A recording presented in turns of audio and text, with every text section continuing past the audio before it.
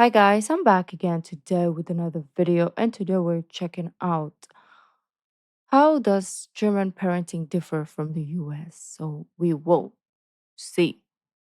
I wonder what it is. I think if I'm not mistaken, based on like the playgrounds that we've watched, like okay, that sounds sus. But like the reason why German playgrounds are the way they are, I think it's more about like and also the kindergarten. Um thing, or is it called something else? But anyways, it's more about adventure, learning from experience, kind of like very hands on, letting them run wild and free, um and kind of like exploring, using their imagination, right, rather than what we have now. So maybe I'm wrong, but let's find out. So before we start, don't forget to subscribe, click the bell button, and let's begin. Oh, okay, Rookie, you're so smart, aren't ya? Okay, start. Is Germany safer for kids than the US? Why do German children travel to school alone so young? And is it true that German playgrounds are actually built to be dangerous? Let's find out. I first came from the US to Germany to work as an au pair, which is basically a nanny abroad. On the first day, I met my host family, and we all went to the playground together. As their 7-year-old, who would soon be my responsibility, climbed up to the top of this somewhat terrifying-looking playground, the parents asked me to join them for a walk across the park. Shouldn't we ask little Nicholas to come with us? I asked. Oh, him? Nah, he'll be fine up there. We'll see him when we come back, they said. That was my first clue that playtime I'll in be like, Germany is a little different than I was used to in no, the States. I'll stay I since here. learned that German parents just tend to be more relaxed about their children than American parents. For example, I was shocked when I first saw kids in Berlin around age 6 or 7 taking public transport to school by themselves. This would never happen where I'm from, but it's pretty normal here. Unlike American children, German children are not typically watched every second. They're expected to learn life skills early and be independent. Ich habe immer sie machen lassen. Ne? Und wenn sie gesagt hat, nee Mama, ich will das alleine machen, nicht festhalten, habe ich das auch nicht gemacht. Später wollen sie auch nicht immer bei den Eltern sein, dann wollen sie halt die Welt selber entdecken, dann ist man halt in der Nähe, verfolgt es. Ich meine, gerade das gehört ja zum Großwerden auch dazu. Und dann, sollen sie auch ihren eigenen Weg gehen dürfen. So-called free-range parenting doesn't exist here in Germany the way it does in the US, because that kind of parenting is just the standard here. So is Germany really that much safer than the States? Growing up in Ohio in the 90s and early 2000s, I was allowed to run around alone with my friends. Now some of my friends are parents themselves and wouldn't think of letting their kids do that. Safety is a big concern for American parents today, especially with all of the frightening headlines about children being abducted.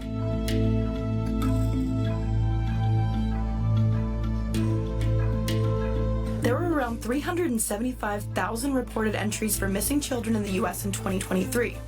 In Germany, it was just over 90,000. Compared to each country's population, though, it works out to be about the same percentage of kids missing in the US in 2023. Okay, let me check in the Philippines because 2023 missing kids statistics, Philippines. Give me a second, sorry. Mm. Oh, it's not publicly available because they don't care, maybe. The last one that they did was, or that is publicly known, is in 2015 and it was 35,000. And that is a country that people's like, oh, third world country. Um,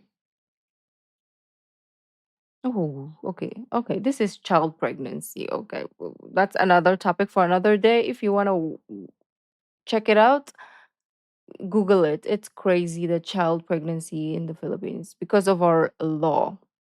It's not even because kids open their legs. It's because of the law. The law allows it. But anyways, I couldn't find anything. We have kid kid snatching. I don't know if I can say it on YouTube, so I'm gonna show the numbers. I have to register to. Okay, I can't. But anyways, 2017. So maybe let's make it like double. Just example. So if we double that, that is 70,000. For our population, that is so little, to be honest. I mean, like, of course, we want it lower, like zero will be the perfect number. But it's lesser than US and Germany, which is crazy because people will think third world countries will have more situations like this that happen. In Germany, it was just over 90,000. Compared to each country's population, though, it works out to be about the same percentage of kids missing. But in both countries, the chances of a child being abducted by a stranger is actually quite small. And the person responsible is usually a parent or family member who doesn't have custody of the child. And in both countries, nearly all missing children are actually recovered. Here in Berlin, I more often hear parents worried about their kids crossing a busy road, or photos of them being posted on social media. So the difference in parenting styles between the two countries does seem to be cultural. It's simply more normal for German parents to let their children out of sight than American parents. Tori Book, an American living here in Berlin, is adjusting to the German style of parenting after having her first child here. I think German parents are just a little more relaxed, a little more chill, like less obsessed with I have to track everything, have to know everything about my child, where they're doing things, when they did something, and there's a lot more of an attitude of kids will develop the way they develop and we don't need to be so observant and so careful about tracking every little thing. Tori tries out her German-inspired parenting style on the playgrounds here, which look a little different from what we're used to in the US. I love German playgrounds. I think they're amazing. Like, I think the problem in the US is we have a very cookie-cutter notion of, like, a playground has to look like this and have these features, and I feel like here the attitude is a lot more, kids are kids, they love to be creative, play they love anywhere. to explore and have different experiences. Like back in the days, we played everywhere and we turned out okay, I think, somewhat, with a lot of mental issues, but still, like, we were fine, right? Um, like, I feel like the more sheltered you are, the more that you can't be bigger than you want to be. Like, okay, because I was in this box, I can't grow bigger. So you're just boxed into that freaking size. So kids that can explore so many things and find out what doesn't work for them and what works for them, they can be bigger. They can have like big dreams, they can do big things in the world. But if you're like sheltered, So let's give them really varied playgrounds. I know what she means. My playgrounds growing up mostly looked like this. Colorful, plastic, not too high, no sharp edges. So I was shocked when I first saw German playgrounds, often metal or wooden with more natural features and lots of character and whimsy. Some are downright terrifying, even for me as an adult. To be honest, the first thought in my American brain was that German playgrounds look like a lawsuit waiting to happen. But I learned that they're actually built with risks involved on purpose. The idea is that children who face risks while playing will learn to better manage tricky situations and thus better manage their adult life later. In fact, studies show children who don't face these risks are more prone to things like obesity, mental health issues, a lack of independence, and a decrease in learning, perception, and judgment skills. oh, what am I scared So of? while Americans tend to build their playgrounds as safe as possible, Germans tend to build theirs as safe as necessary. Even insurance experts in Germany agree. They recommend playgrounds with calculated risks involved, balanced with safety features to promote problem-solving skills. You might think American playgrounds can't look like this because Americans are more likely to sue when their child gets hurt. But actually, despite the stereotype, Americans are less likely to sue than you might think. Only a small percentage of civil court cases in the US actually involve personal injury, and most of those are related to car accidents. The difference is Germans are less likely to win millions in a lawsuit against a playground where their child got hurt. That's because the sense of personal responsibility is strong here, and you're expected to accept the risks at the places where you go. But I was really surprised to learn all this, and I have to say, I prefer the German playgrounds.